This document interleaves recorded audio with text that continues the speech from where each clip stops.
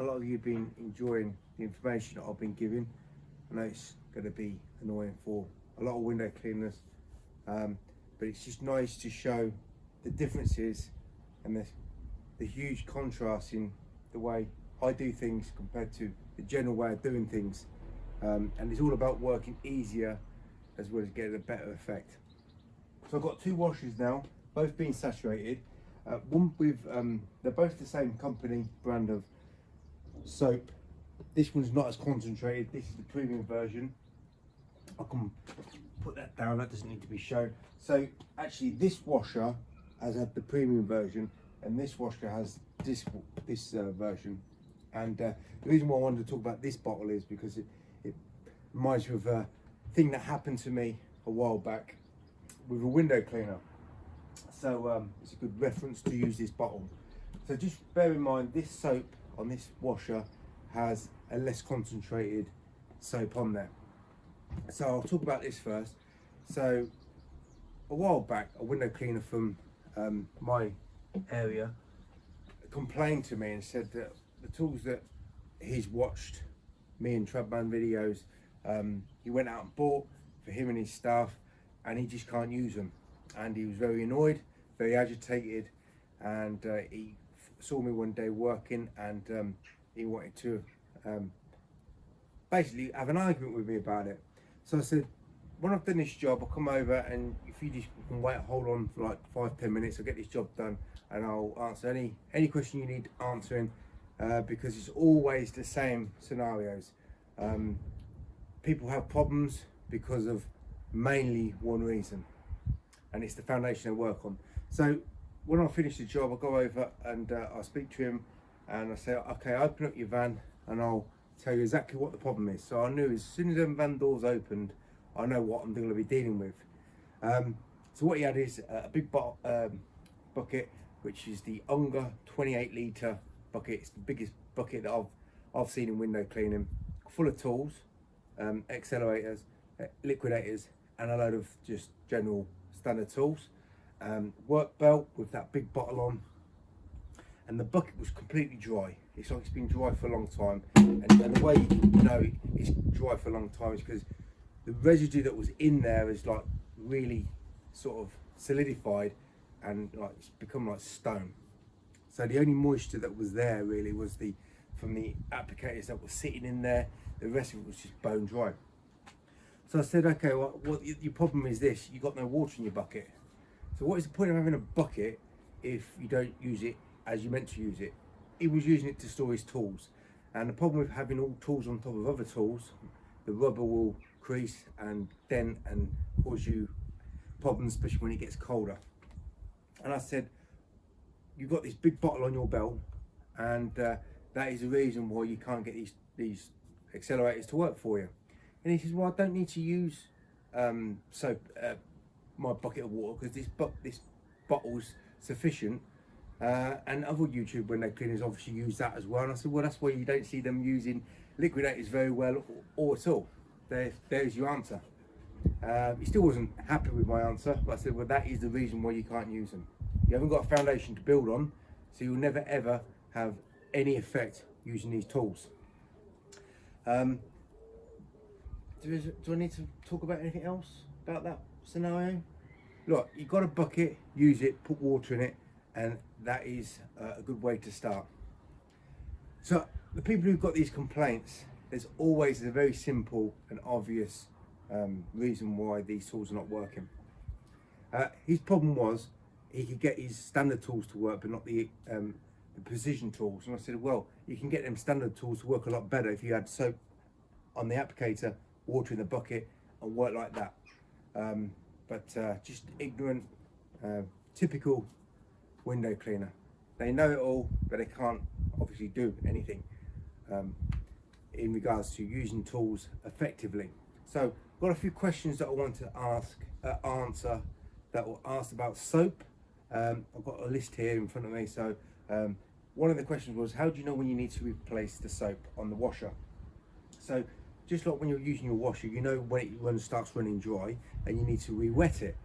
Just like the soap, when the soap starts thinning out, you know it's time to reapply the soap. And or re-wet the washer. So when I take my washer out the bucket, it's wringing wet, and I know if I don't put the soap directly to the window or to the washer, it's going to be too diluted, and if the water is too diluted, then my way of working will be too diluted. So 2 washers here, and first of all I'm going to use this washer. This is the least concentrated soap, but you can see that it's very very frothy, but there's a problem with it, and I'll just bring it closer to see. If I hold it still, you might see there's some runs in there, and the soap is a little bit too separated for what I would say will be a great soap to work on. So this is now talking about soap that is a little bit weak. What I can do is squeegee, no problem. There might be a bit of squeak at the moment because this squeegee rubber is the squeakiest in window cleaning, but it was also dry. But I cleaned that window a-okay, and the only issue I had was the positioning wasn't as good as I would expect. The solution was a bit heavy, a bit runny, but the bubbles were separated. And when you using soap and you rub it in, and I'll talk about rubbing soap in the next, it's another question that was asked. The soap bubbles is a little bit separated, or if the soap starts running out, it will start becoming thinner and separated. That's when you need to reapply the soap if it's running out, or you just need a stronger soap to work with. So if I have my washer out the bucket, I'll probably generally apply soap 2 or 3 times to it before I re-wet it and start again. So I'm applying soap 2 or 3 times during cleaning windows, which could be like 4 or 5 windows, and then I'll just need to put a little bit more soap, just a dab, just a strip, or just a little circle on the glass, and rub it back in. And then I know after, I don't know, 2 or 3 minutes of using that washer constantly, I'll need to re-wet it and start the process again. Right, so this soap here is the more concentrated.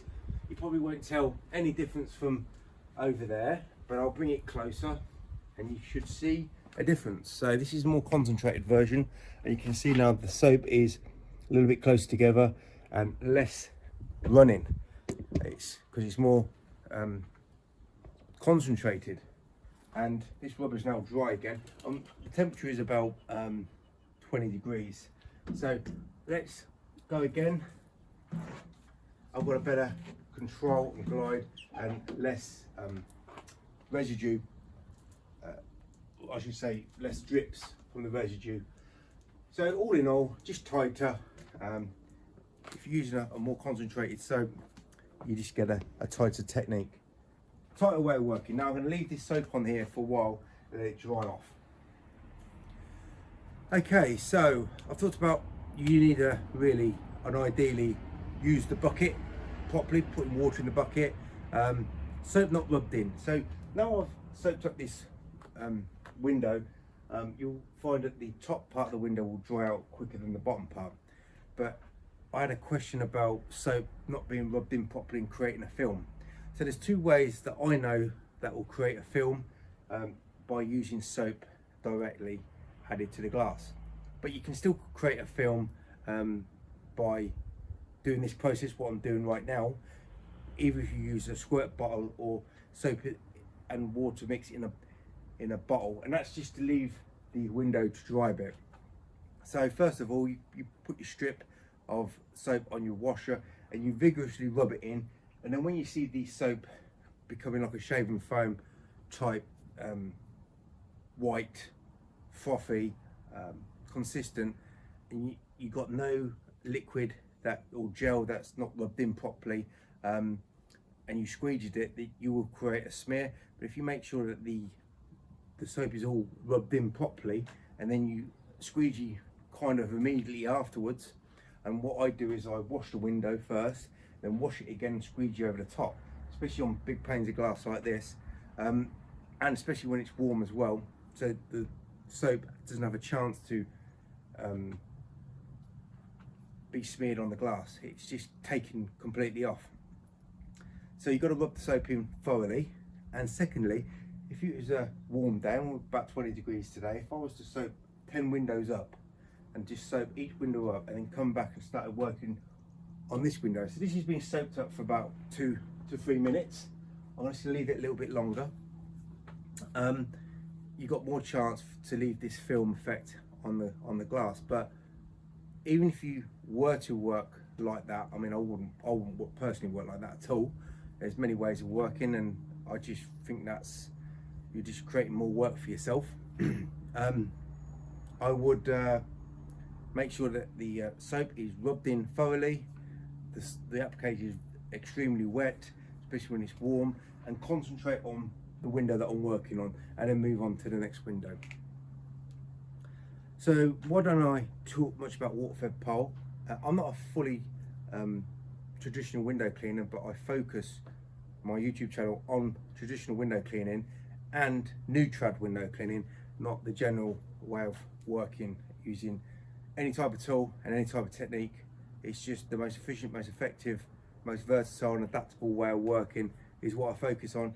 And when in terms of water-fed pole, I do use water-fed pole quite a lot for inaccessible windows, for leaded windows, but generally speaking, I prefer doing traditional work, and the reason why I prefer doing it is a number of factors, but let's say the biggest factor is I'm really good at it. So if I'm really good at it, I can get a lot of work done in very little time and get a high quality result. It's the people who constantly, let's say, there's some YouTube window cleaners, just use window cleaners as a reference. They say one thing in one video and they say another thing in another video. I don't have any compromise, and I don't have any, I say this and then I say that. I do not contradict myself, and I do not compromise on the tool and the way I work. I do not say one thing and then do something completely different. So I don't want to talk really about water-fed pole. It's something that I use, it's something that's needed, but there's just no need to talk about it because I've got no interest in talking about it. So now let's talk about this window drying off. So dry at the top, wet at the bottom. I'm now going to squeegee the window. So for all those people who talk about this soap drying out too quick, I've left that for 4 or 5 minutes and it still was able to be squeegeed. Now, you probably won't pick this up on the video, but there is a film here. If I did rub this in with my fingers, you might be able to see some film residue. Right, so there you go, there's some film residue. That's because I've allowed the water to dry out and the soap to go back onto the glass. So to stop that from happening, all I do is re-wet the glass, take that soap off the glass, put the squeegee in the right place at the right time, and make as minimal moves as possible. And now I've got a shiny window, that soap's been lifted. So I've got a load more questions, but I want to keep this video short and sweet and hopefully answer some questions, and just again, it's just about working the best way where you limit yourself from working as hard as possible and get as much out of your squeegee, whatever squeegee you're using, as much as possible, by using a very firm foundation to work on.